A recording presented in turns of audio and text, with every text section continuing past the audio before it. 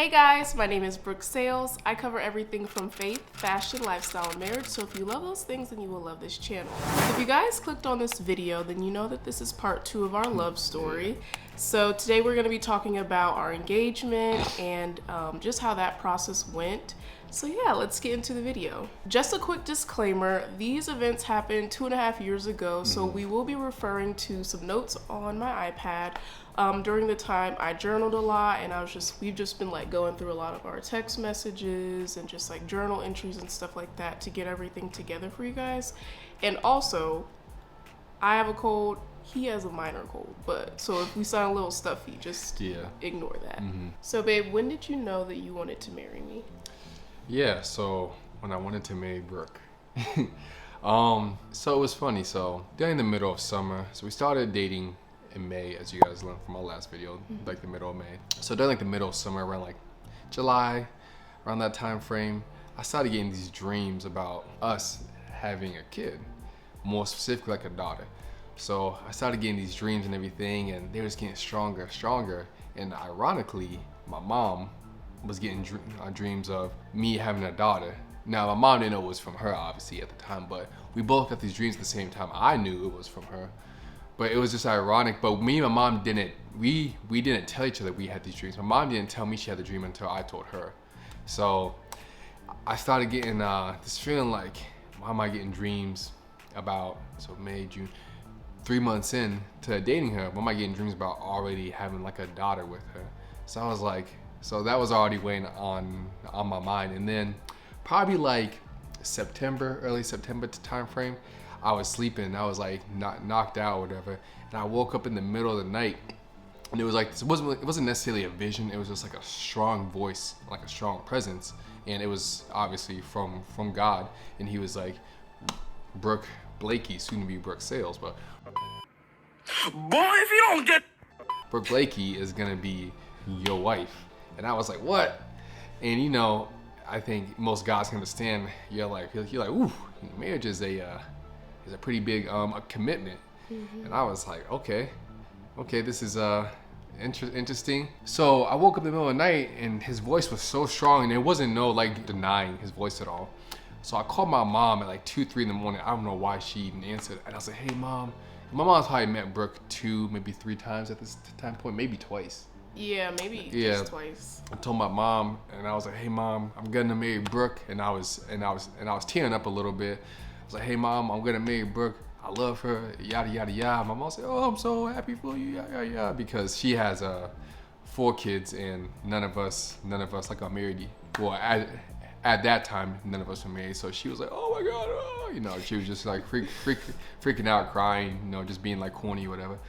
But yeah, so the next probably 2, 3 times we hung out, the whole time we're hanging out, I just keep hearing God's voice. Brooke is gonna be your wife. Brooke is gonna be your wife. His voice kept getting stronger and stronger each time we hung out. The next few times we hung out, so there was no like denying it. And I was like, she's would be amazing as a wife, but I mean, talking about being married and then actually stepping into the action of being married is 2 different things. So I'm just like, but yeah, that's when I started to realize, okay, I'm gonna marry this woman. I'm gonna make her my wife. Yeah. So when did you know you wanted to marry me? Yeah, so probably about midsummer, Danzell's lease was getting ready to end. He was rooming with his brother at the time out in Hilliard. Yeah. So they had a 2-bedroom apartment, and they were just gonna renew the lease for 1 more year. And he was telling me, he was like, I'm only gonna do 12 months because I don't know like if next year I'll want to be engaged or married. And for a girl, like for me, I was freaking out. I was like, oh my gosh. Like I started talking to my discipler, Jessica, at the time, if you're watching this, hey girl. But yeah, so we started talking about that. And then I kind of took that and just ran, and I started looking up wedding venues, and I started looking up rings. And I remember I told my friend Bianca, and she was like, girl, you need to slow down. Like you're doing way too much right now. And I do appreciate that, because you don't want to like just move so far into a relationship, and there's like, yeah, you guys are talking about these things, but you don't want to like, as a woman, you don't want to put too much of your emotions into something that could possibly fall apart. So then This was probably like August 5th. Our church at the time, they were having this event called First Wednesday. And basically like every month they would have like a worship service, and it would be like, what was it, like 2 hours long? Yeah, about 2 hours, something like that. Yeah, so it'd be like 2 hours long. They'd have like the pastors come up and speak, and then they'd have like altar call and all this stuff. And I remember it was like the first one, and we went to it, and I brought my Bible with me just because I wanted to start bringing my Bible to church with me, like an actual physical copy. So I went up for prayer, and I don't know, like, I think at the time I was trying to seek the Lord, like, if this relationship was, like, actually from him, because, like, everything was lining up, but I was like, I want to make sure I solidify and have a word from God. So I went up, and I didn't tell the lady, like, all the details, but I basically was just like, hey, you know, like, I really need confirmation on some things that are going on in my life. And she ended up giving me a scripture, which I can read for you guys. So it's Isaiah 30:21, and it says, whether you turn to the right or to the left, your ears will hear a voice behind you saying, this is the way, walk in it. So I remember when I went back to my seat, and I opened my Bible up, and I'm just being honest, I opened my Bible up, and it literally opened up right to Isaiah 30:21. And I'm like, that has never happened to me in my life. So I was like, okay, so clearly this is like God saying yes. But like I said in my 6 Signs He's Hubby material, like whenever you get that confirmation as a woman, like you want to keep that to yourself until the man also has confirmation. And that way, when both parties have that confirmation, you know it's from the Lord. It's not just somebody trying to manipulate you, or it's from the flesh. You actually know it's from God. So yeah, that was August 5th, and then less than a month later, it was September 4th, he ended up having his dream about me. So it's pretty cool. Did we end up telling each other this? Like, when did we tell each other about this stuff? Well, I obviously didn't tell you till after we were like engaged. Yeah. I mean, so yeah, I don't think we probably didn't really tell each other this stuff like until after he had ended up proposing. So yeah. So babe, how long did we end up dating before we got engaged?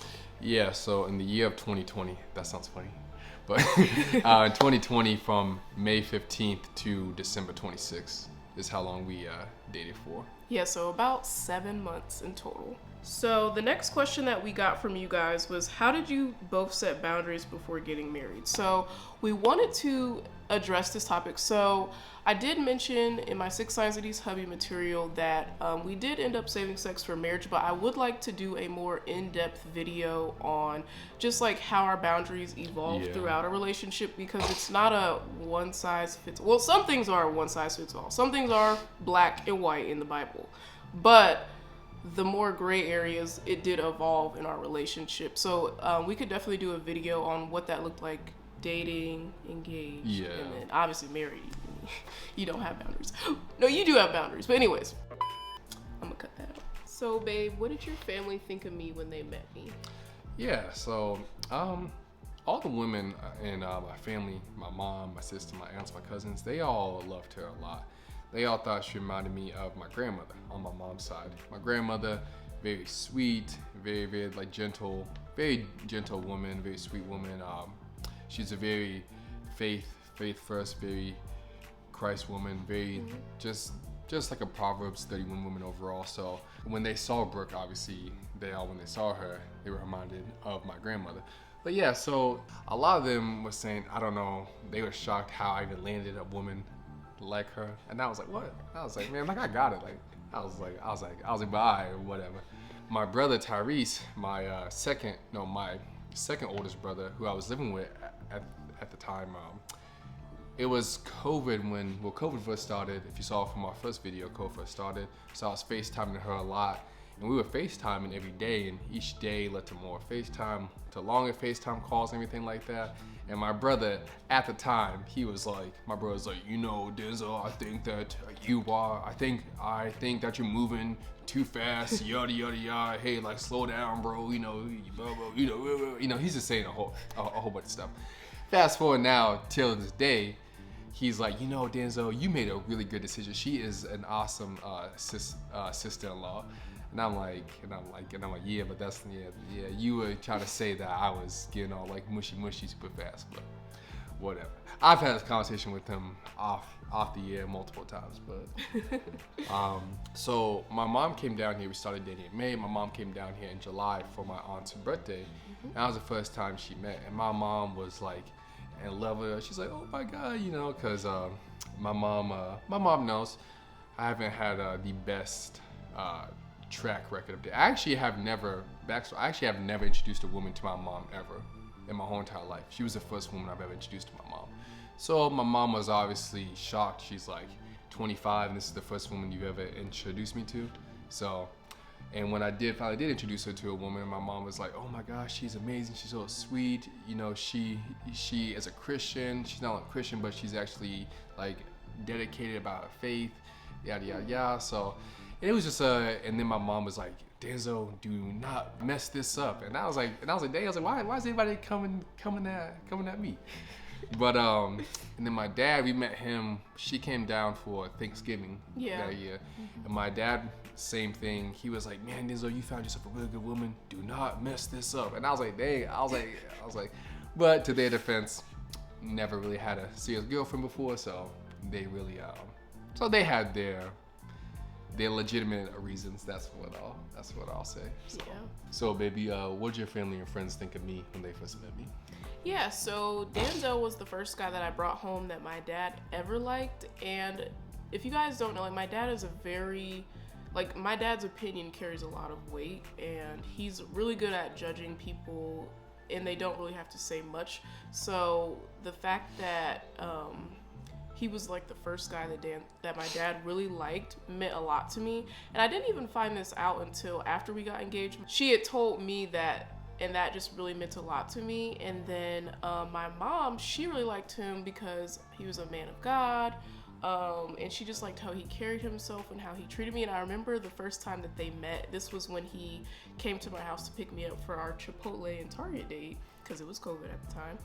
And she was like, I really love that you don't sag your pants. What did she say, babe? She was like, I really love that you don't sag your pants. She's like, because when I see some young black men around your age and they're sagging their pants, it makes you want to grab a BB gun and shoot them right in the butt and tell them, pull up your pants, young man. That was my first time meeting her, and I was like, hi. I know. I was like, dang, but the bar is pretty low, I guess. I remember when he told me that, I was like, dang, why is she like just putting her whole like personality out there the first time I'm meeting this guy? But it all worked out in the end. And I would just say, like, overall, like, to this day, like, Danzell fits perfectly into my family. Like, him and my sister, they have a really good relationship. My brother really likes him a lot. So it's just like really fun. We all went to the movies like a couple days ago, and it honestly just seems like he really was a perfect fit for our family. So I love him. Oh, I love you too. Mm-hmm. All right, so what are some important / hard conversations that need to be held before marriage? This was a good question. Yeah, this was a really good question. So I want to preface this by saying that there are so many different conversations that need to be had before engagement, before you get married. So we're going to give like some of the top ones that we recommend, but this is not like a exhaustive list of everything. I always recommend to seek out counsel, disciplers, if you have premarital counselors, or if you have a counselor, to ask them what you should be discussing as well too. Yeah. So these are just some of the things that we talked about. So the first one that we did was finances, and I just said to start off, your current financial situation. So this includes like credit score, what's in your bank account, what's your savings looking like. We talked about what are your long-term financial goals? And this is just really important because if you are considering marrying someone, you know, you're going to be getting an apartment with them, a home, possibly cars. So just knowing like what's the credit score looking like, so you guys know how you can plan and prepare for that. And then also like if, for instance, like I still have student loan debt and stuff like that. He was in the military, so he didn't have any student loan debt. So just talking about like what you're planning on paying that off. So that you guys know how to approach spending when you are married. We talked about this when we were dating, but then we had a more in-depth conversation once we were engaged. and that was in premarital counseling. And they just talked about like, should you join bank accounts? Should you not join bank accounts? Like, what are purchases that you should probably discuss with your spouse? Like, if it's over $100, like you should probably, you know, call your husband or call your wife and talk to her about it, you know? So those are just some of the things that we talked about with finances. And then we also talked about what are your sex expectations. So with this, like, what's your sexual past? So I guess I'll start with the sex expectations, or just sex in general. I will say, be very discerning of how and when you start talking about these topics with your significant other. If it's 2 weeks into the relationship, might be a red flag that they just want to like have sex with you. Like if it's your like 2 weeks in, he's like, so like, are you willing to do this? It's like, why are you thinking about that? Sorry guys, I just got a phone call, but yeah, so definitely discern on when you should start talking about those things. But with the sex expectations, just talking about like, what are your expectations of how frequently or things like that. What are some things that you absolutely will never do in marriage, and what are some things that you absolutely need in marriage? Those should be discussed. And some of those maybe need to wait until you are in premarital counseling or different things like that. You just kind of need to know yourself. Yeah. And then talking about your past, like how many people have you been with, or how many people, just like those type of topics. Like for me, certain fears that I might have because I haven't been with anyone, like expressing those to him. And lastly, just kind of talking about what are any sexual struggles that you currently have. And this will just help you so that you're not going into the marriage blind or kind of just like, oh, like, why didn't you tell me that you still be blah, blah, blah, blah, blah. Like just having those conversations so that you just know up front how you could be praying for them. Or if it's something that's very extreme, maybe you need to, you know, walk away until they can get healing, all those different topics. So it's a very case by case with this one. So babe, what are some things that you think should be discussed before getting engaged or before getting married? Gender roles. Gender roles is an important topic. How do you view gender roles? Are you sensitive about gender roles? But more importantly, gender roles typically come from, for most people, what they saw their parents do.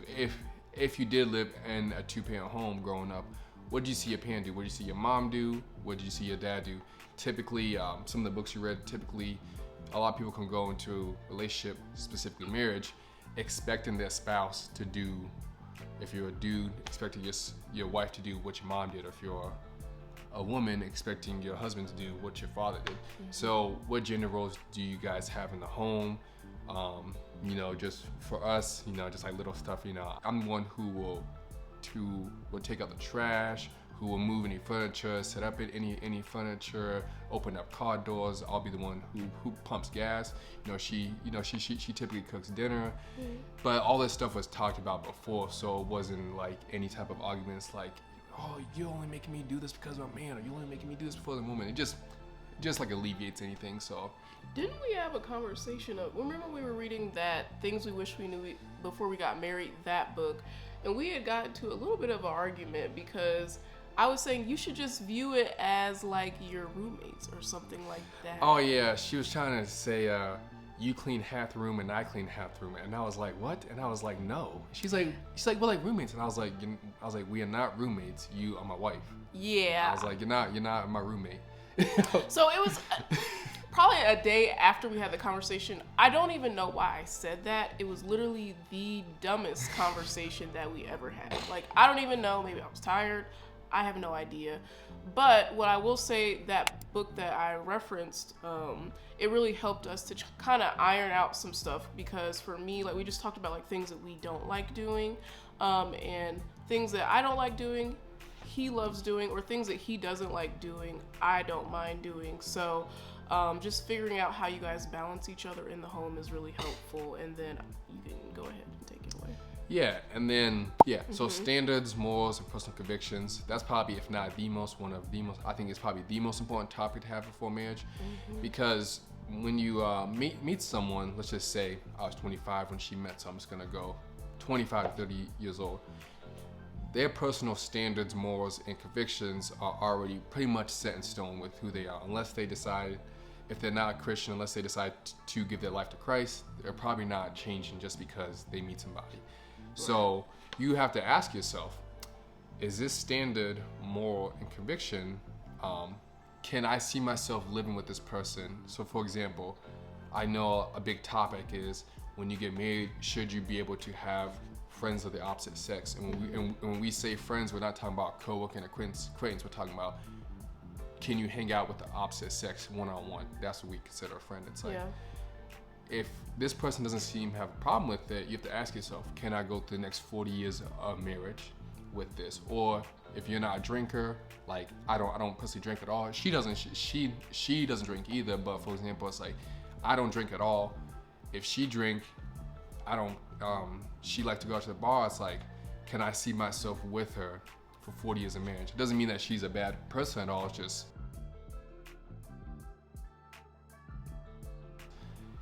I understand I'm not gonna change that about her. I'm not trying to change that about her. Just understand, hey, she's probably not my wife, or vice versa. I'm probably not her husband. And simple as that. It just alleviates a lot, alleviates any arguments, alleviates any like resentment, bitterness. It just helps you guys heal overall and prevents any type of personal heartbreak that you guys have to go through. Yeah, no, that is really good, because you don't want to come off as like you're controlling your spouse. So like if there's just some like deal breakers, like you said, like just knowing like, hey, I probably am not going to change him, and I don't want to control you in the marriage either. So hey guys, so we might be splitting this video into 2 parts depending on how long it is. Yeah, so if it's more than 30 minutes, we'll end up dividing it into 2, so it's not too long for you guys to sit through, and so you guys can watch them kind of consecutively. We will release them back-to-back weeks, so there will not be a wait. So yeah, alrighty. Peace.